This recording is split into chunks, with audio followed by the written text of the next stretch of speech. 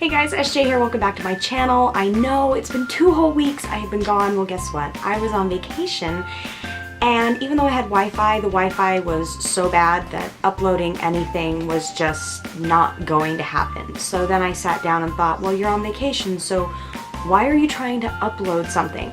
I know a lot of people will get their videos done and then have them scheduled to upload while they're gone. I just, you know what? No. It was vacation time. I needed to zen out, and that's exactly what I did. We went to Jackson Hole, Wyoming and Yellowstone National Park, and it was amazing. But I am back now, and I have for you, I would like to call this kind of like a holy grail video. You see, I follow this girl's blog. Her name's Audrey. She's 24. She's from Ottawa, Canada. I will have her blog right here. And she's a model. And she was living in Japan, and she just moved to Hong Kong. And she had been hearing about this way of applying your foundation to where your skin looks flawless, it looks airbrushed. And being older, obviously, I've got wrinkles and crinkles that it would be great if I could really truly mask those. So I thought, you know what, after reading this, I was gonna give it a shot. I've been using this process, I should say, for about a week. And if I could meet Audrey in person, I would kiss her, because it honestly, truly worked. I uploaded a photo to my Instagram account that literally said, no airbrushing, no Photoshop, just me, and my skin looked amazing. So that's what I'm going to share with you guys today. And if you want to learn how to do this, please keep watching. The first thing you're going to need is a primer. Now, in the blog post that Audrey did, she used a primer from Etude House, which was a green primer to cancel out the redness.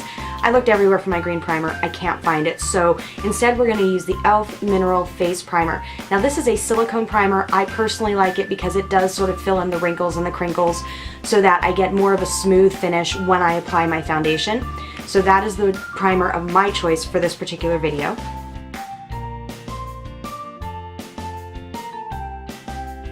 Next, of course, you're going to need your foundation. Now, for her blog post, she used a BB cream. This process works phenomenally well with BB cream. But I also wanted to try it with foundation. For that, I'm going to be using my Rimmel Wake Me Up foundation. This is a light consistency as far as the formula, so it goes on really, really well, and it lasts, and my face does look a little more awake. But you can use your favorite BB cream or your favorite foundation. This is just the one that I'm going with for this video. Then of course you're going to need a concealer. For this I'm going to use my Wake Me Up concealer by Rimmel as well. Any concealer would do. For Audrey's blog post, she used her MAC concealer. I would love to own it one day. Right now I just don't, which is completely fine. So like I said, this is the one I'm going to go for as far as the concealer. And that's it. Those are the 4 products that you will need to get a flawless finish on your face. Of course, one of the products you're going to use twice. You're going to use the powder at the beginning and the powder at the end. So let's go ahead and jump right into this. Okay, so I went ahead and zoomed in a little bit. The first step in getting this flawless finish, of course, is by applying the primer.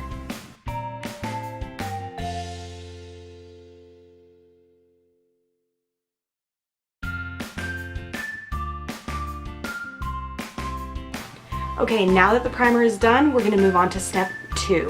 And you would normally think foundation. Nope. The next step is powder. Now for this, you're going to want to use a loose powder. Pressed powder, it works, but you wind up feeling like you've got a lot on your skin, and it does look cakey. So a loose powder works best, which is why I'm going with my e.l.f. Mineral Booster.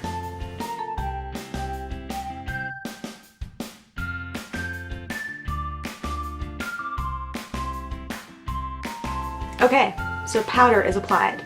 Now moving on to the third step, which of course is the foundation. And you can apply the foundation however you want. You can use your hands, you can use a sponge, you can use a foundation brush, you can use a buffing brush, you can use a stippling brush, it doesn't matter. It is your personal preference because this process works with all of it.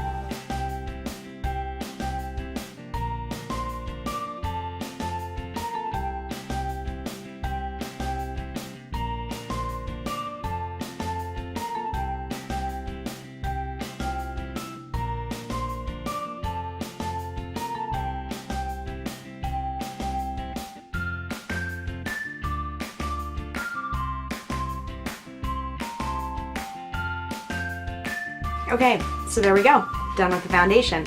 And as you can see, it's not about covering the flaws.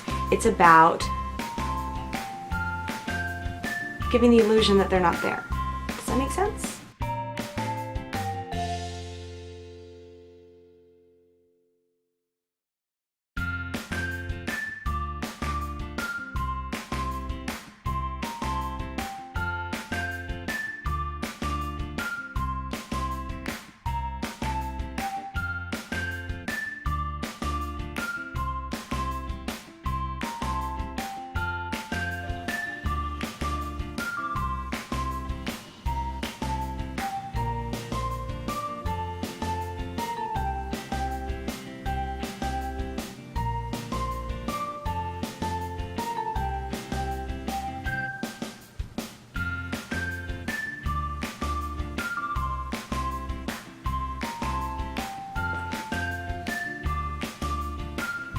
Now we're done with the concealer and we move on to the final step, which is, now we move on to the final step, which is setting everything with the powder again.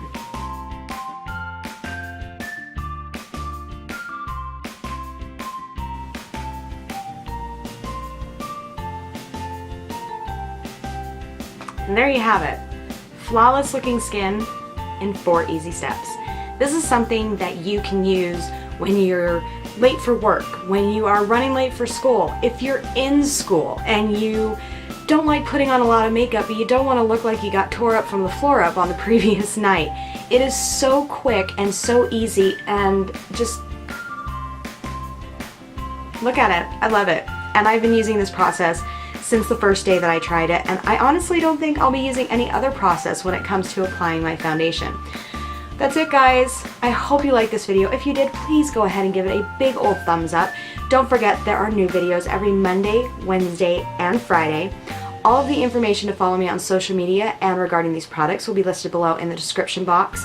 And as always, remember to tell the ones you love that you love them. And don't forget to love yourself, because that is the hardest thing that we can do. We'll see you next time. Bye!